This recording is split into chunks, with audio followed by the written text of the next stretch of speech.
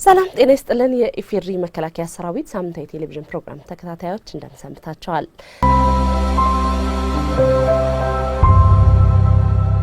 ዜና መከላከያን ይዘንላችሁ ቀርበናል። ከዜናዎቹ ጋር አብራችሁን ቆዩ። የኢትዮጵያ ወታደራዊ አካዳሚ የዘመኑን የውጊያ አውድ የቃኘ የስርዓተ ትምህርት ክለሳና ቀረጻ ማረጋገጫ ወርክሾፕ አካሄደ።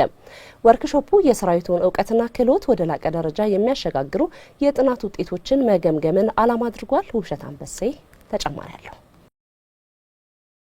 አንጋፋው የጦር ትምህርት ቤት የኢትዮጵያ ወታደራዊ አካዳሚ ከ91 ዓመታት በላይ በወታደራዊ ሳይንስና ጥበብ የጦር መሪዎችን እያፈራ መጥተዋል። አሁን ላይ ያለውን የዓለም ወታደራዊ እድገት ተከትሎም ወታደራዊ አካዳሚው ስርዓተ ትምህርቱን መከለስና አዳዲስ ፕሮግራሞችን መቅረጽ አስፈላጊነቱን ትኩረት ሰጥቶታል። ወታደራዊ አካዳሚው ያካሄደው ወርክሾፕም የሰራዊቱን እውቀትና ክህሎት ወደ ላቀ ደረጃ ማሸጋገር የሚያስችል ስርዓተ ትምህርቶችን መቅረጽ፣ መከለስና የጥናት ውጤቶችን መገምገምን ዓላማ አድርጓል። የወደፊቱን የኢትዮጵያን ብሔራዊ ጥቅም የመከላከያን ዝግጁነት በሚያረጋግጥ መልኩ የመደበኛ ዲግሪ ፕሮግራሙን በመከለስና አዲስ በቀረጸው የድህረ ምረቃ ዲፕሎማ ፕሮግራም የስርዓተ ትምህርት ሪፎርም አከናውነዋል። የዘመኑን የውጊያ አውድ በቃኘ መንገድ ፕሮግራሞችን መንደፍ እንደሚያስፈልግ ያስገነዘቡት የትምህርትና ስልጠና ዋና መምሪያ ኃላፊ ጄኔራል ይመር መኮንን በቀጣይም የቀረቡ ጥናቶች ላይ ማሻሻያ ተደርጎ ወደ ትግበራ እንደሚገባም አስታውቀዋል። የአሁኑ የስልጠና አካሄድ ቶታሊ ተቀይሯል። ሴናሪዮ ቤዝድ፣ ሲሙሌሽን ቤዝድ፣ ዋር ጌም ቤዝድ ወደዚህ መቀየር አለ። እንዴት ነው የምንቀይረው የሚልም አብሮ መታየት አለበት። ረጅም ጊዜ ሳንወስድ ረጅም ጊዜ መውሰድ የለበትም። ጥናት ዶክመንቶቹ ተያይዘው ለውሳኔ በሚያመች 2 ፔጅ 3 ፔጅ የውሳኔ ሀሳቦች እናቀርባለን። የኢትዮጵያ ወታደራዊ አካዳሚ ሀገራዊና ዓለም አቀፋዊ ነባራዊ ሁኔታዎችን መነሻ በማድረግ ስራዎቹን በጥናት በማስደገፍና የሀገራትን የካዴት ትምህርት አሰጣጥ ምርጥ ተሞክሮ ወስዶ እየሰራ እንደሚገኝ የአካዳሚው አዛዥ ብርጋዴር ጄኔራል ጌታቸው ሀብታሙ ገልጸዋል። በዋነኛነት ስራው የተሰራ በሁለት ቁልፍ ጉዳዮች ላይ ነው። አጠቃላይ በዓለም ላይ ዩኒቨርሳሊ የካዴት የእጩ መኮንን ትምህርትና ስልጠና ሲስተም ወይም ደግሞ ኦፊሰር ኮሚሽኒንግ ሲስተም ምን ይመስላል የሚለውን ነው። እኛ የት ነው ያለ ነው የሚለውን ነው። ምን ያስፈልገናል የሚለውን ነው። ከዚህ በተጨማሪ ደግሞ አካዳሚ እያስተማረበት ያለው ስርዓተ ትምህርት ከሪኩለም ጥንካሬንም ማረጋገጥ ነው፣ መፈተሽ ነው። ይሄ አጌነስት የተመረጡ ሀገሮች አሉ። በአንድም በሌላ ምክንያት እነሱን በደንብ አይተናል። ከዚህ አንጻር እኛን ጥንካሬያችን መሻሻል ያለባቸውን ቦታዎች አይተናል። በዛ ላይም ጥሩ የሆነ ግብአቶችን አሰባስበናል። ከዚህ በመነሳትም ያው መድረኩን ሲመሩ የነበሩ ከፍተኛ አመራሮች ቀጣይ ተቋሙ እንደ ተቋም አካዳሚው ሊያርግ የሚችልበትም ስልጠናው የበለጠ ሊዘምንና ላለው ስጋቶች መፍትሄ መስጠት የሚችል መልታይ ዶሜን ወርፌርን የሚያቅና የሚገነዘብ እሱንም ወደ ተግባር መቀየር የሚችል የኢትዮጵያ መኮንኖችን አጠቃላይ አንድ ደረጃ ወደፊት ሊያራምድ የሚችል ሀሳቦችን አስተያየቶችን በመስጠት ቀጣይ አቅጣጫዎችን በማስቀመጥ መድረኩ ተጠናቋል ማለት ነው። በዚህ መድረክ አካዳሚው በራሱ የሰራውን አርማ ያስመረቀ ሲሆን የጦር ትምህርት ቤቱን በማስመልከት ያዘጋጀው ዘጋቢ ፊልምም ለእይታ ቀርበዋል። በትላንትናው ዕለትም የአካዳሚው 71ኛ ዙር መተማ ኮርስ መደበኛ እጩ መኮንኖች ተመርቀዋል። የመከላከያ ሚዲያና ኮሚኒኬሽን ማዕከል ለተቋማዊ ግንባታ ሂደቱ ስኬታማነት ተልእኮን በላቀ ብቃት እየተወጣ እንደሚገኝ አስታወቀ። ማዕከሉ የሰራዊታችንን የግዳጅ አፈጻጸም በተገቢው ከመዘገብ አንስቶ የሰራዊቱ ስነልቦናዊ ዝግጁነት እንዲጎለብት በማድረግና ሰራዊቱን ከህብረተሰቡ ጋር በማገናኘቱ በኩል ጉልህ አስተዋጽኦ ማበርከቱ ተገልጿል። የመከላከያ ሚዲያና ኮሚኒኬሽን ማዕከል በሚያከናውናቸው የገጽታ ግንባታ ተግባራት የሰራዊታችንን ዝግጁነት ተሞክሮና ህዝባዊ ትስስር በማጠናከር አስተዋጽኦ ማበርከቱን የሰው ሀብት አመራር ዋና መምሪያ ኃላፊ ሌተናል ጀነራል አጫሉ ሸለመ ገልጸዋል። የሚዲያና የኮሚኒኬሽን ስራዎች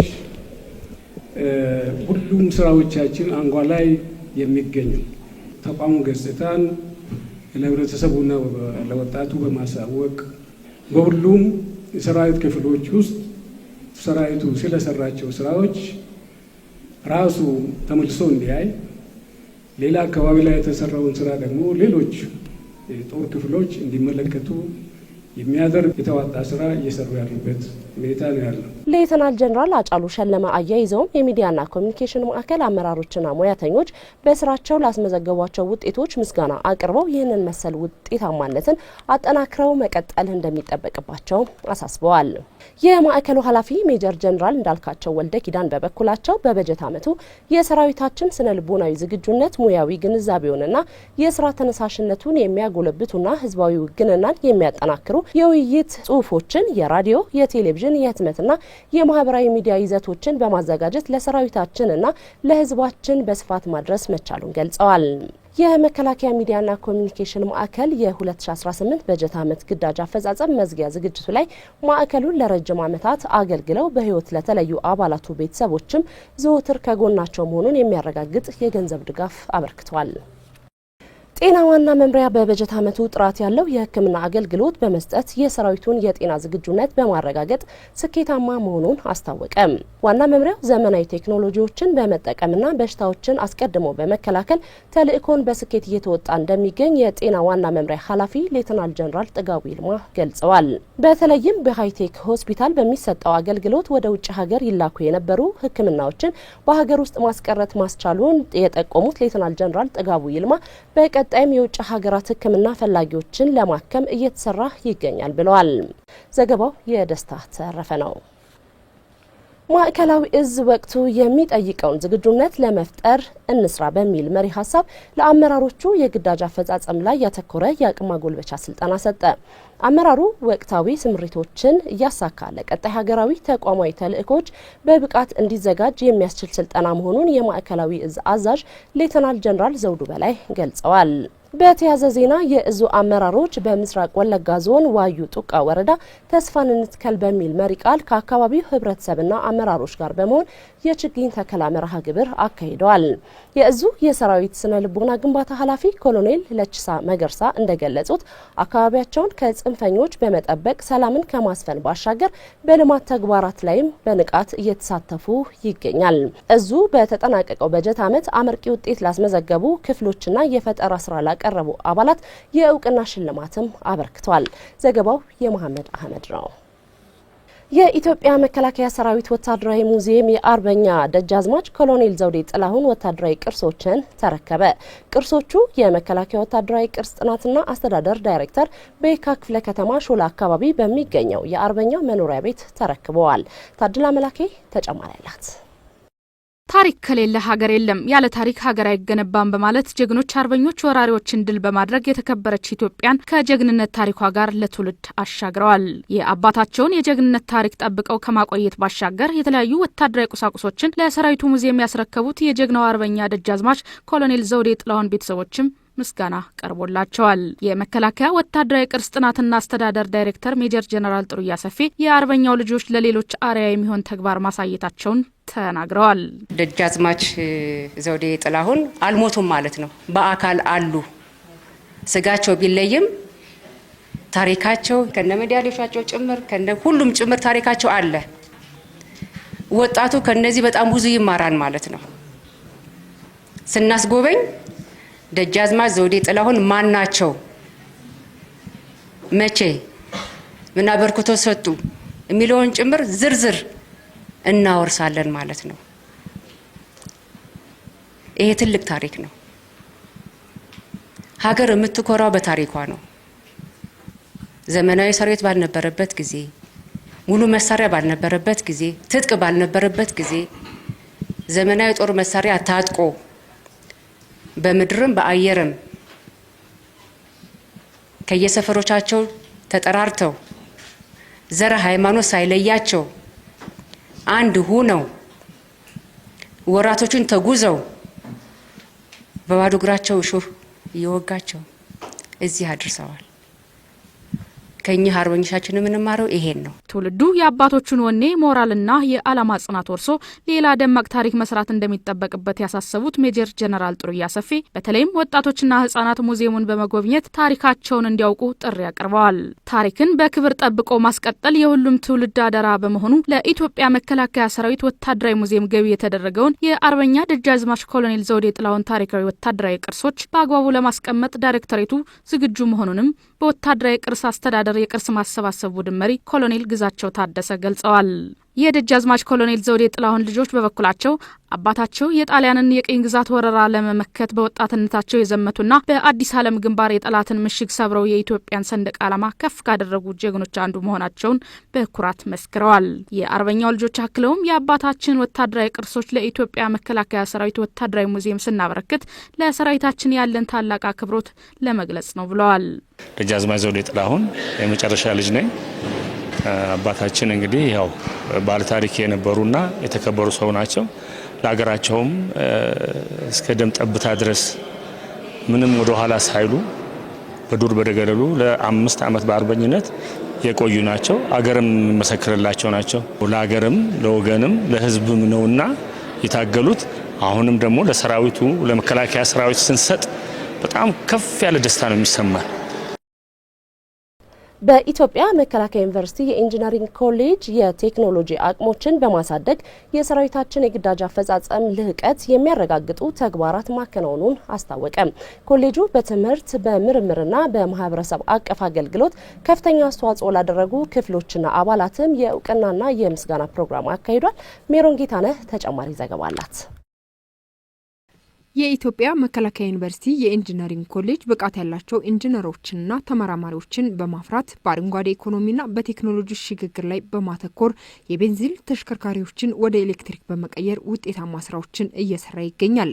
የኢንጂነሪንግ ኮሌጅ የምርምርና የፈጠራ ክህሎቶችን በማዳበር ለሀገራዊ ተግዳሮቶች ሳይንሳዊ መፍትሄዎችን በማምጣት ላከናወናቸው ውጤታማ ስራዎች ከፍተኛ አስተዋጽኦ ላደረጉ ክፍሎችና አባላት የእውቅናና የምስጋና ፕሮግራም ያደረገ ሲሆን በኮሌጁ ለበርካታ ዓመታት አገልግሎት ሲሰጡ ቆይተው የጡረታ ጊዜያቸው ለደረሰ አባላትም እውቅና በመስጠት አመስግኗል።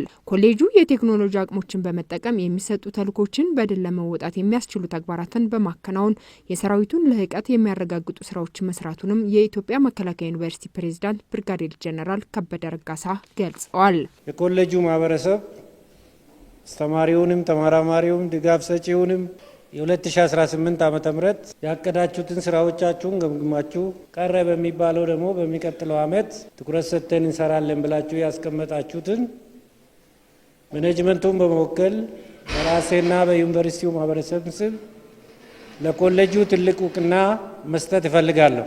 የኢንጂነሪንግ ኮሌጅ በሁሉም ዘርፍ የሚሰጠውን ጥራቱን የጠበቀ ትምህርት በማስቀጠል ተወዳዳሪ የሆኑ ኢንጂነሮችንና ተመራማሪዎችን ለሀገራችን ማበርከቱን አጠናክሮ ቀጥሏል።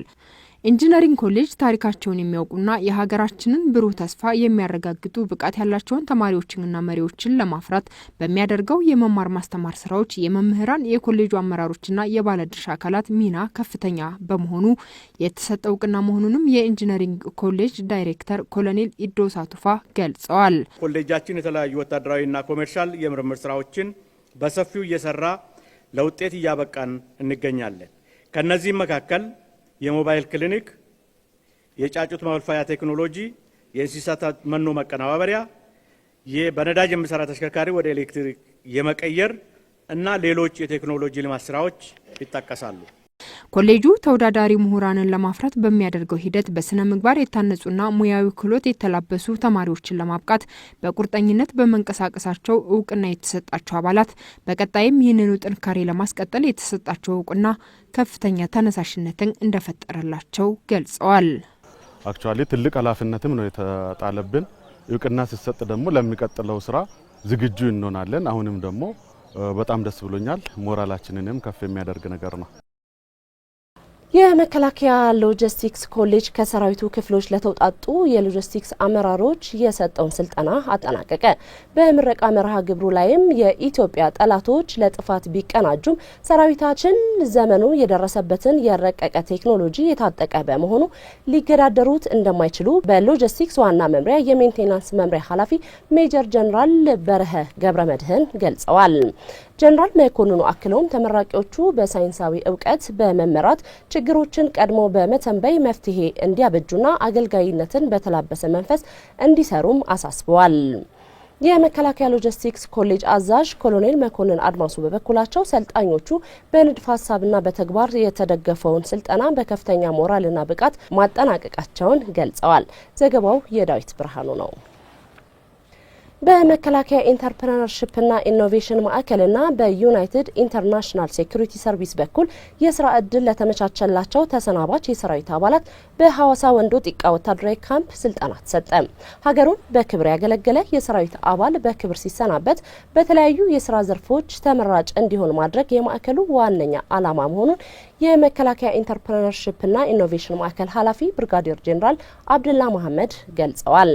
ኃላፊው አያይዘው የክብር ተሰናባች የሰራዊት አባላት ስራ ፈጠራና ተጠቃሚ እንዲሆኑ በትኩረት እየተሰራ መሆኑንም ተናግረዋል። የሰራዊት አባላት የውትድርና አገልግሎት አጠናቀው በክብር ከተሰናበቱ በኋላ የሚገባውን ጥቅም እንዲያገኙ የማዕከሉ መቋቋም ከፍተኛ ሚና እንደሚጫወት የጠቆሙት ደግሞ በሰው ሀብት አመራር ዋና መምሪያ የሰው ኃይል ስምሪትና እድገት መምሪያ ኃላፊ ብርጋዴር ጄኔራል አምሳሉ ኩምሳ ናቸው። የቅጥርና ስንብት መምሪያ ኃላፊ ብርጋዴር ጄኔራል ግርማ ፈዬ በበኩላቸው ማዕከሉ ከተቋቋመ ጊዜ ጀምሮ ከተለያዩ ተቋማት ጋር በመቀናጀት የተሰናባቾችን የስራ ዕድል የማመቻቸት ጥረት ተጠናክሮ መቀጠሉን ገልጸዋል።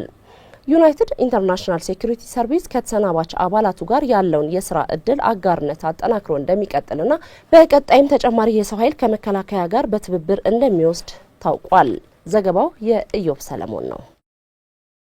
ተመልካቾቻችን ዜና መከላከያ የተከታተላችሁትን ይመስል ነበር። ቀሪ ፕሮግራሞቻችን ይቀጥላሉ። በያላችሁበት ጥሩ ጊዜ ይሁንላችሁ።